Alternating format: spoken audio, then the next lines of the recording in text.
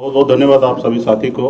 जैसे कि आप सभी को पता था कि फूलन देवी जी के शहादत दिवस हम लोग उत्तर प्रदेश में 18 मंडल में अलग अलग जिला में कार्यक्रम रखा गया था और बड़ी तैयारी हम लोगों ने उत्तर प्रदेश में किया। पटना से प्रतिमा बन के उत्तर प्रदेश पहुंचा, लेकिन सरकार एंड टाइम पे प्रतिमा नहीं स्थापित हो या माल्यार्पण ना हो, उसके लिए उन्होंने सब जगह कैंसिल कर दिया कार्यक्रम और कोई भी कार्यक्रम करने का अनुमति नहीं दिया गया। उसके बाद हम लोगों ने अपने अपने स्तर से घर पे या गांव में पार्टी समाज के लोगों ने फूलन देवी का शहादत दिवस मनाए और बिहार में भी मनाया गया। लेकिन मेरा कार्यक्रम पहले से ही रद्द था, उसके बावजूद भी मैंने रिक्वेस्ट किया कि बनारस में मेरा पहले से आना तय था तो एक प्रेस कॉन्फ्रेंस किया जाए। लेकिन आपने देखा कि कल किस तरीके से उत्तर प्रदेश सरकार ने एयरपोर्ट पे ही रोक लिया गया और वहाँ से उत्तर प्रदेश में मतलब बनारस में कोई कार्यक्रम सारे कैंसिल करवा दिए। तो कहीं ना कहीं वहाँ पे हमें जो देखने के लिए मिला कि माननीय योगी जी जो उत्तर प्रदेश के मुख्यमंत्री जी हैं, वो कहीं ना कहीं माननीय प्रधानमंत्री जी के बात पे और उनके बोलने पे विश्वास नहीं करते हैं। माननीय प्रधानमंत्री जी का हमेशा एक नारा है, सबका साथ, सबका विकास और सबका विश्वास। तो खास करके उत्तर प्रदेश में पिछड़े समाज के लोगों को, SC ST और अति पिछड़ा समाज के लोगों को इस तरीके से सम्मान नहीं दिया जा रहा है। तो इसके लिए उत्तर प्रदेश सरकार को सोचने की आवश्यकता है कि आखिर इस पे कैसे मंथन करना है। ये बात तो अलग है कि सनक मल्ला का डर उत्तर प्रदेश में दिखा। 5000 पुलिसकर्मी कल बनारस में उन्होंने छावनी में बदल दिया। हमारे जहाँ था हमारे पार्टी के कार्यकर्ता को रोका गया। उसके बाद जितने भी हमारे पार्टी के पदाधिकारी था उनको होटल में भी नज़रबंद रखा गया। तो ये सारे चीज़ तो दिख रहा है कि वीआईपी पार्टी का असर और ताकत वहाँ पे दिख रहा है और ये डर अच्छा है। लेकिन उसके बावजूद भी उत्तर प्रदेश के मुख्यमंत्री वो है, लेकिन भारत हमारा है और जब भारत हमारा है तो हमारा अधिकार है कि कोई भी प्रदेश में, कहीं राज्य में हम जाके अपनी बात को रख सके और उसमें कहीं ना कहीं वो जिस तरीके से रोके वो उचित नहीं है। तो लेकिन ठीक है, उनकी प्रदेश है। तो हम लोगों ने आने वाले समय में उत्तर प्रदेश में 165 सीट पे चुनाव लड़ेंगे, मजबूती से हम अपनी सरकार बनाएंगे और जब आने वाले समय में सिर्फ 18 मंडल नहीं 75 जिला में फूलन देवी जी का प्रतिमा लगे, ऐसे हम लोग आने वाले समय में काम करेंगे। आज जैसे हमने बिहार में अपनी सरकार बनाया है और हमारी सरकार रहने के बाद आज बिहार में एनडीए की सरकार है और बिहार में भी कार्यक्रम हुआ, बेगूसराय में, दरभंगा में, मुजफ्फरपुर में। तो बिहार में प्रतिमा भी लगा और माल्यार्पण भी हुआ। कहीं पे कोई किंतु परंतु नहीं, इशू नहीं हुआ, क्योंकि ये बिहार में एनडीए की सरकार है, वीआईपी पार्टी की सरकार है और हम लोगों ने शांतिपूर्ण यहाँ पे कार्यक्रम किया और इसी कार्यक्रम को आने वाले समय में भी हम लोग करेंगे। लेकिन मैं अभी भी योगी जी से कहूँगा कि जाति विशेष ना सोचकर सबके साथ देकर सबको भरोसे में लेकर काम करें और मैं चाहूँगा कि पिछड़े समाज का वहाँ पे सुना जाए। सरकार, क्योंकि हम बिहार में एनडीए के साथ है, हमारे बिहार में ही सिर्फ संबंध है, बिहार से बाहर हमारी संबंध नहीं है। हमारी सोच है कि बिहार में, झारखंड में, उत्तर प्रदेश में, उड़ीसा में, बंगाल के कुछ हिस्से में पार्टी को मजबूत करेंगे ताकि 2024 में हम 2024 में ज़्यादा से ज़्यादा सांसद पहुंचाएंगे। और हमारी जो मुख्य मांग है निषाद समाज को आरक्षण लागू करवाना। आरक्षण तो पहले से मिल रहा है लेकिन लागू नहीं है कुछ प्रदेशों में, जैसे दिल्ली में या बंगाल में आरक्षण लागू है, लेकिन बिहार में, झारखंड में, उत्तर प्रदेश में नहीं लागू है। तो हमारे से प्रदेश में लागू कराने के लिए हमें दिल्ली पहुंचना है और दिल्ली आप सबको पता है कि उत्तर प्रदेश होके पहुंचते हैं। तो हम लोग उत्तर प्रदेश में मजबूती से 2022 में चुनाव लड़कर और उत्तर प्रदेश दिल्ली पहुंचेंगे और हम अपने समाज का जो आरक्षण की बात है वो पूरा हम लोग करेंगे।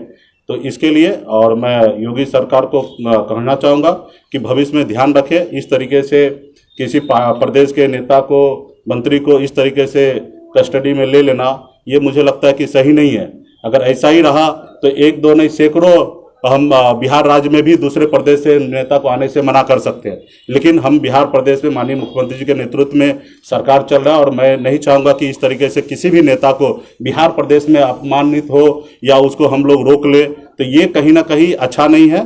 तो ऐसा अगर हो तो फिर तो पूरे भारत में एक दूसरे को नेता को रोका जाएगा, तो ये सही नहीं है, ये परंपरा सही नहीं है। योगी जी को इस पर विचार करें। अब बगैर कोई कारण का और एक व्यक्ति को से डर से अगर इस तरीके से आपका लॉ एंड ऑर्डर बिगड़ सकता है तो फिर आप कैसे सरकार चला रहे हैं?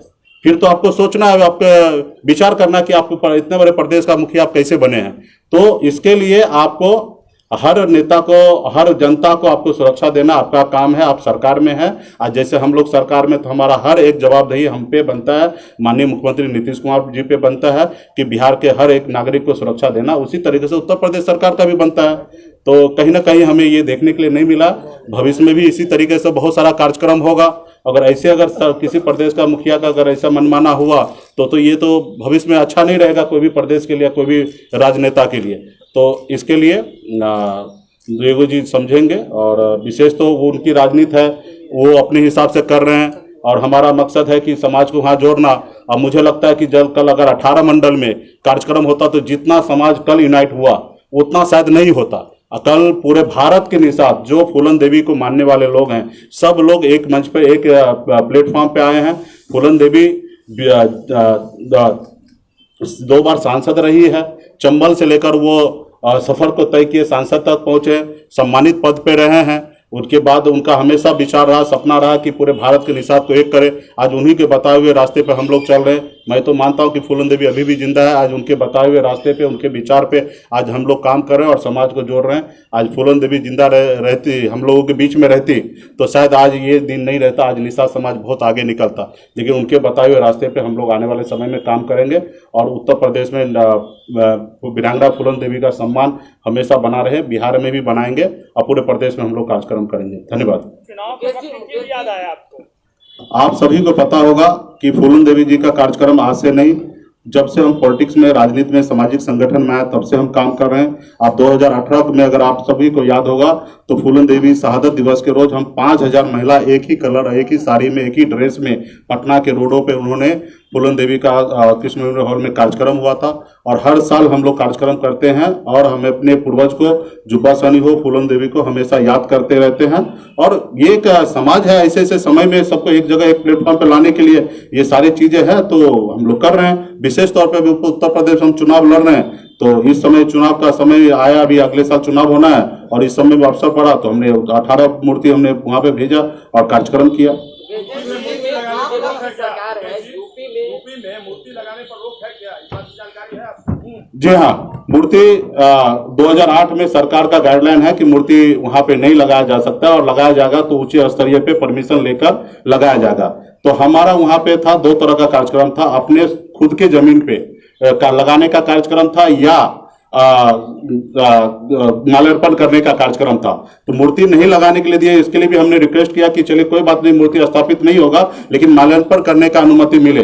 तो माल्यार्पण करने का भी अनुमति सरकार की तरफ से नहीं मिला। इनफैक्ट हमारे लखनऊ कार्यालय पर, हम अपने कार्यालय पे, प्राइवेट प्लेस पे, हम अपने कार्यालय पे वहां पे मूर्ति लगाया गया, वहां पे भी माल्यार्पण करने से रोका गया। छोटा सा अपने कार्यक्रम आप कर सकते, लेकिन बड़े मूर्ति पे, प्रतिमा पे आप माल्यार्पण नहीं कर सकते। तो ये कहीं ना कहीं एक अच्छा सोच और अच्छा विचार नहीं है। बीजेपी की सरकार है, मुख्यमंत्री में बीजेपी की सरकार है, क्या बीजेपी के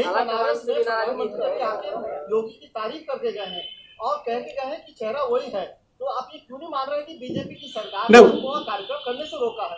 नहीं, ठीक है, उनके चेहरा है, जो भी है, बीजेपी रोके या योगी जी रोके, बात तो एक ही है। हम कहाँ बीजेपी को आपको दूर कर रहे कि बीजेपी ने नहीं रोका, बीजेपी की तरफ से ही रुका, और उनकी की सरकार है, उन्हीं के मुखिया है, तो मुझे ये नहीं है। लेकिन हाँ, योगी जी को जो माननीय प्रधानमंत्री जी कह रहे हैं, सबका साथ, सबका विकास और सबका विश्वास, वो कहीं ना कहीं नहीं देखने के लिए मिला, उसकी मैं बात कर रहा हूँ। अखिलेश यादव ने इन्विटेशन दिया है कि आइए मिलकर चुनाव लड़ते हैं। सब उनको बहुत बहुत धन्यवाद। मुकेश सहनी जी, 13% वोट अति पिछड़ा का है यूपी में, 10% मामला केवट निषाद। क्या गोरखपुर में, पूर्वांचल के एरिया में निषादों की आबादी ज्यादा है, क्या इस डर से आपको रोका गया?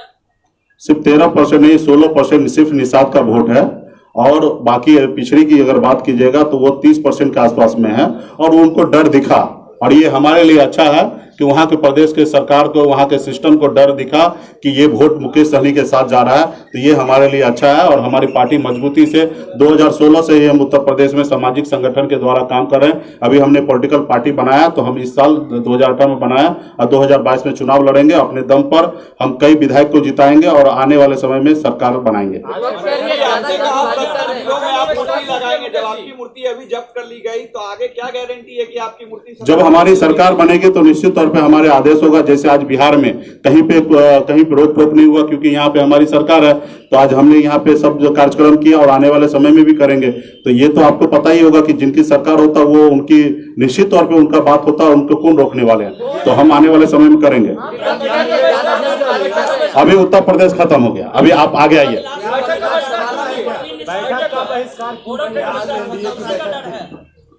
देखिए, बिहार में आप सभी को पता है कि माननीय मुख्यमंत्री नीतीश कुमार जी के नेतृत्व में बिहार में सरकार हमारी चल रही है और हमारी बिहार सरकार के मुखिया नीतीश कुमार जी हैं।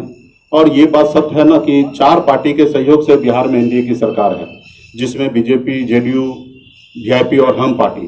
तो बीच में कुछ दिनों से एहसास नहीं हो पा रहा है कि 4 पार्टी का गठबंधन से सरकार चल रहा है। कहीं पे भी सिर्फ 2 पार्टी का नाम आता है, बीजेपी और जेडीयू। वीआईपी पार्टी हो या हम पार्टी का नाम वहां पे नहीं पहुंच पाता है। तो मुझे लगता है कि ऐसे एनडीए में बैठक उचित नहीं होगा। हम सरकार के साथ है, माननीय मुख्यमंत्री नीतीश कुमार जी के साथ है। जहां पे वीआईपी पार्टी को अगर सम्मान नहीं मिल सकता, ऐसे मंच पे जाके क्या बात रखेंगे। तो इसलिए बहुत सारा इशू है। इसके लिए हम सब बैठकर अगर एनडीए अगर चाहेंगे, एनडीए के सभी नेता, तो बैठकर इस पे मंथन किया जाएगा कि कहाँ चूक हो रहा, कहाँ समस्या है। ये घर की बात है, घर में हम लोग सलटाएंगे।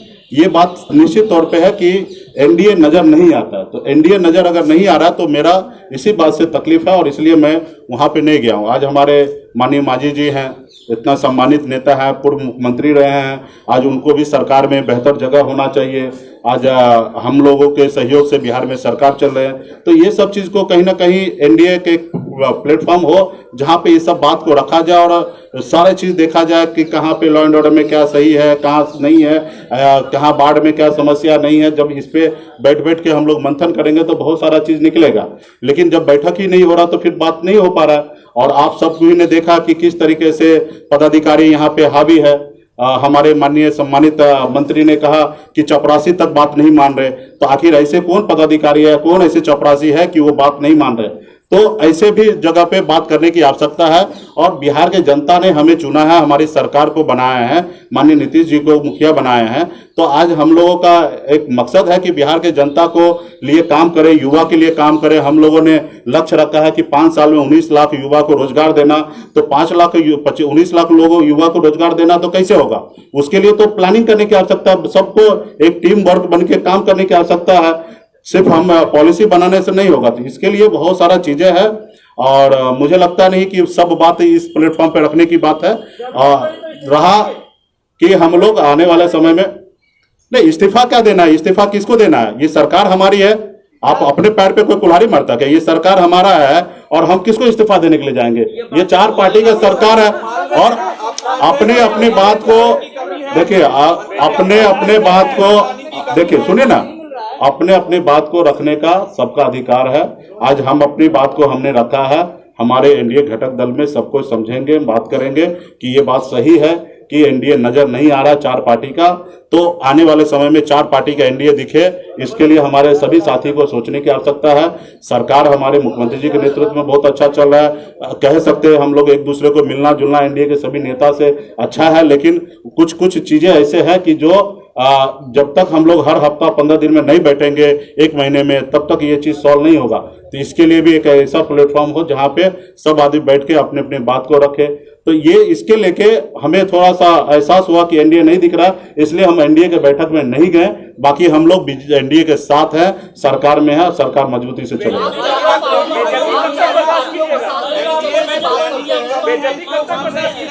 देखिए, एक चीज मान लीजिए, ये हमारी अपनी सरकार है, हमारी एनडीए की सरकार है और हमारी अपनी सरकार है। और हम भला किसी पार्टी का नेता नहीं है कि हम जाके इस्तीफा किसी को जाके सौंपेंगे। हम अपनी पार्टी के हम स्वयं मालिक हैं, सुप्रीमो हैं। हमारे साथ 4 विधायक हैं, मजबूती से विधायक हमारे साथ है। और आने वाले समय में हमने यहाँ कहा ना कि सरकार किसके लिए, उनके लिए जो जिन्होंने पीठ में खंजर भोंका उनके लिए हम जाएंगे। या बिहार में हम सरकार गिरा के और बिहार में फिर से चुनाव कराएंगे तो हजारों करोड़ रुपया का खर्चा हो।